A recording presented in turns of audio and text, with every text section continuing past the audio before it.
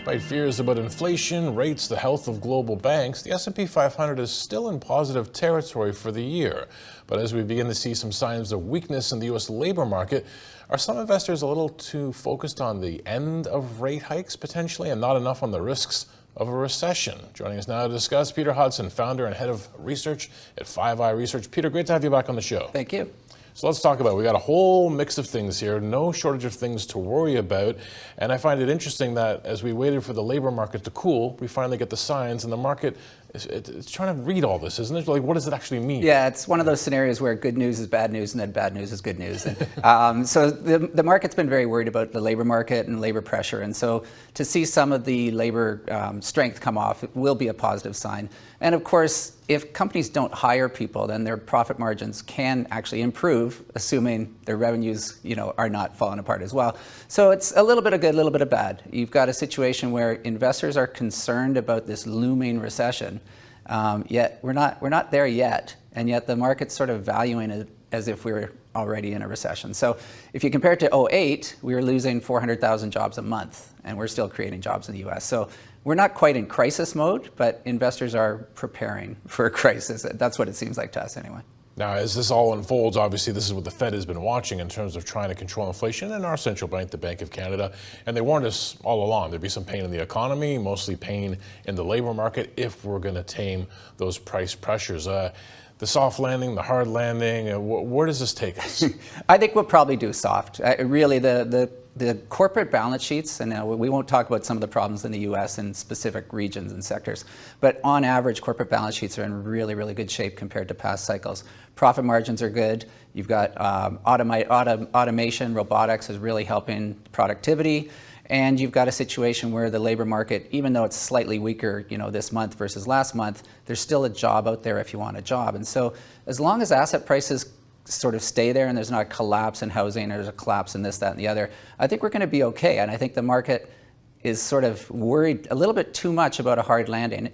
And honestly, most recessions last less than a year, and they're priced in ahead of time in the stock market. So you're really looking at maybe a 6-month window if you want to exit and then come back in. And that might work once or twice. That's time the market gets awful hard. Exactly. Right? It's not going to work consistently. So if you've got a dividend stock that keeps paying you money, you've got a company that's still making money, you don't really have to worry that much about what's happening. This is just a regular economic cycle.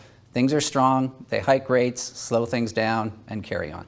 Let's talk a little bit about the labor market, because while it has been resilient through all this, you do get then a lot of headlines. I'm thinking about the tech community in the States, like big numbers, 7,000, 9,000, 10,000 jobs being trimmed at these behemoth tech companies. How do we put that in context with the overall labor market? Well, first off, you have to wonder what these people were doing if you can fire 10,000 people in one day. But a lot of it's coming from COVID. So COVID in the tech world, the demand surged and people were just scrambling to try and fill demand as everything changed in the pandemic. And they went on a massive hiring spree on anticipation of that trend continuing. And then when things kind of got back to normal a little bit, it's like, hey, we don't need another 5,000 engineers to build this new app. And so there's a lot of that going on. And this is really interesting because whenever a tech company announces a layoff, their stock usually goes up. Because again, it's all about profit margins. And if you can save 10,000 people making very high salaries, these engineers, your margins are going to improve dramatically. So that is good for the headlines. It's good for psychology. But let's be fair, most of these people that get laid off from a tech company, they're going to find another job pretty soon, pretty fast. There's still a shortage of talent out there. Now, we mentioned off the top that despite all the things we have to worry about, that the S&P 500 is still in positive territory for the year. But if you look at it year to date, it's been a pretty choppy ride. Should we expect that kind of volatility going forward so we sort of settle out all of our fears and try to find a path forward? I think so. If you look at the VIX Volatility Index, it's back below 20, and it was spiking above 30 not that long ago. So I think it's more of a calmer year. And so people have accepted the fact that rates have risen. They've accepted the fact that inflation's higher than what everybody wants it to be. But now they're used to that. And so I think the next part of the market will be what happens next. Do we enter a recession? Is it deep? Is it shallow? Do we get another problem? Do we get an oil shock like we had, just the other day? And so it's a situation where I think the inflation interest rate scenario, that's going to be old news. It's going to be priced in, and the market will look at the next crisis. for a long while, it felt like what the Fed was telling us about the path of rates and what the bond market was actually pricing in were pretty widely apart. We're widely divergent. I felt like, was there a brief week maybe at the beginning of the year where they came back together before they diverged again? I mean, they agreed for about 10 Yeah. days, and now the bond market's pricing in lower rates by the end of this year.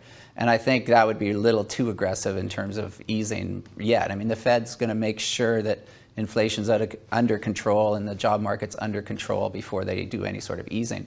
But I think we're on a path to seeing peak rates. We might get one or two more hikes, and then we might flatline for a period of time. And again, that's all about it's about uncertainty in the market. If the investor thinks that we're out of the rate hike cycle, then you can plan for that. You can do some modeling. The analysts can sort of predict cash flows, and it just becomes a little bit more of a normal market, where last year it was just a one inflation number, and it really didn't matter if your company was good or bad, or if you made money or didn't money.